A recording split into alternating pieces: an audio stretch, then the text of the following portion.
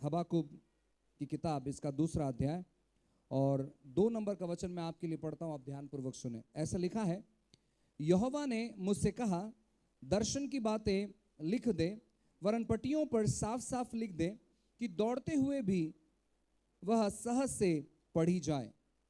Hallelujah. Bible कहता है, परमेश्वर कहते हैं इस व्यक्ति को कि जो बातें मैं तुझसे कहता हूं उन बातों को तू पट्टियों पर लिख दे, और जब तू दौड़ता रहेगा तभी भी बहुत साफ साफ तू पढ़ सकेगा। इस प्रकार दर्शन की बातें तुझे लिखनी है। कहो, दर्शन की बातें। बहुत ज्यादा जरूरी है अपने जीवन में दर्शन को होना। काफी बार जब इन वचनों को हम पढ़ते हैं, आप सभी लोग इस वचन को जानते होंगे और काफी बार आपने इस वचन के अनुसार बहुत सारा चीज किया होगा, लेकिन आज हम इस वचन को लेकर हम एक अलग प्रकार की बातों को देखने पर, हम एक अलग प्रकार की चीजों को देखने पर है।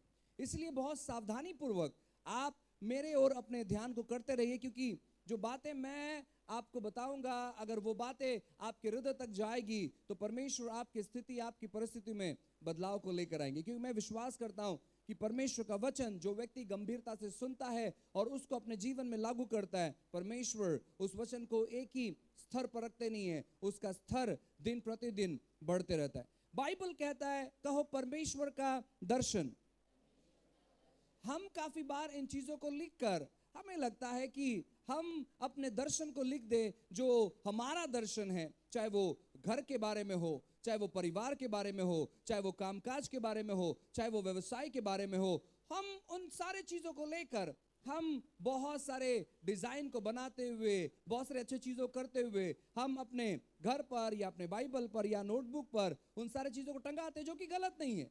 लेकिन यहां पर जो बात है वो है परमेश्वर के दर्शन के बारे में। यहां पर लिखा गया है कि जो दर्शन यहोवा तुझे देता है उस दर्शन को तू लिख।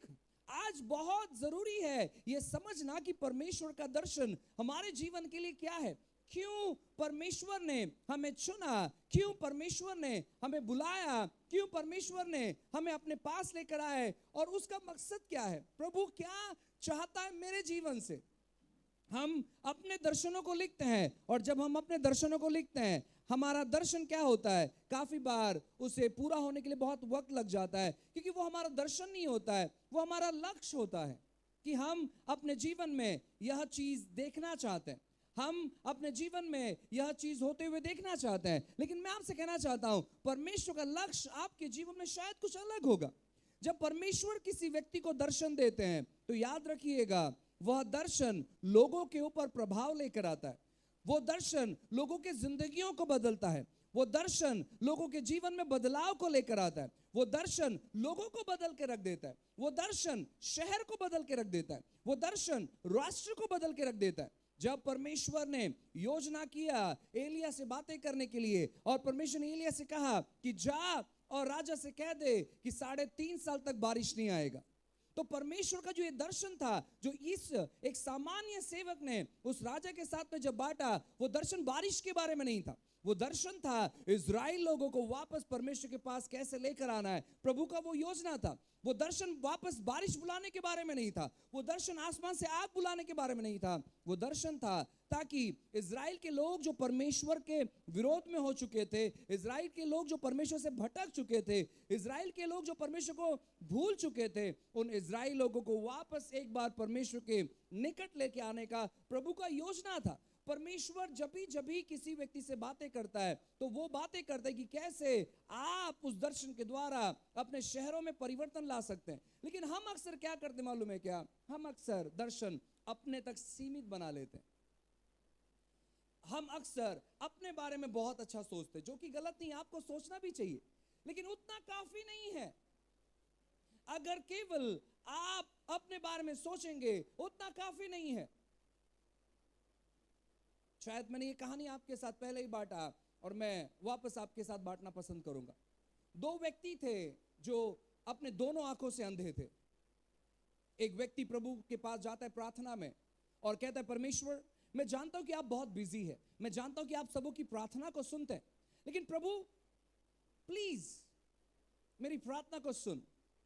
कम से कम मैं अपनी एक आंखों से मैं देख पाऊं, ताकि मैं अपने परिवार का देखभाल कर पाऊं, ताकि मैं कमा पाऊं और सब कुछ मेरे जीवन में ठीक ठाक रहे, क्योंकि मैं अंधा होने की वजह से मैं देख नहीं पा रहा हूं। परमेश्वर ने उसकी प्रार्थना को सुना और वो व्यक्ति प्रार्थना के बाद देखने लगा। वो अपने परिवार का अच्छा देखभाल करता और सब कुछ उसके साथ ठीक ठाक था।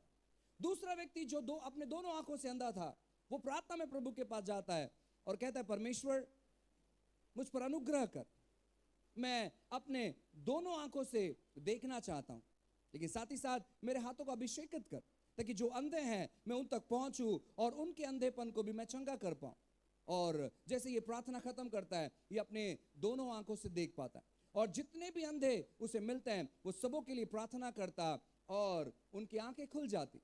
ये हमारे ऊपर निर्भर है कि हम क्या सोचते हैं। परमेश्वर बड़ी बड़ी प्रार्थना को सुनने तैयार है, लेकिन क्या आप अपने लिए प्रार्थना करते हैं? क्या आप सीमित प्रार्थना करते हैं? परमेश्वर कोई समस्या नहीं आपको आशीषित करने के लिए, और आपको मांगना भी चाहिए प्रभु से कि आपका परिवार, आपका जीवन आशीषित हो, लेकिन उतना सीमित मत मांगिए। परमेश्वर कहता है कि मैं तुम्हारे समझने के परे, तुम्हारे सोच से बाहर करने वाला परमेश्वर हूं। और हम क्या मांगते हैं परमेश्वर से? छोटी छोटी बातें जो हम आसानी से कर सकते हैं, छोटे छोटे चीजें जो हम आसानी से भर सकते हैं, हम उन चीजों से बाहर निकलने के लिए अक्सर परमेश्वर से प्रार्थना करते हैं। लेकिन प्रभु हमसे बड़ी उम्मीद लगाते हैं कि हो सकता है कि तेरी स्थिति ऐसे है, लेकिन तुझसे भी बहुत सारे ऐसे लोग हैं जिनकी भयंकर स्थिति है, और मैं तुझे इस्तेमाल करना चाहता हूं उन स्थितियों से उन लोगों को बाहर निकालने के लिए।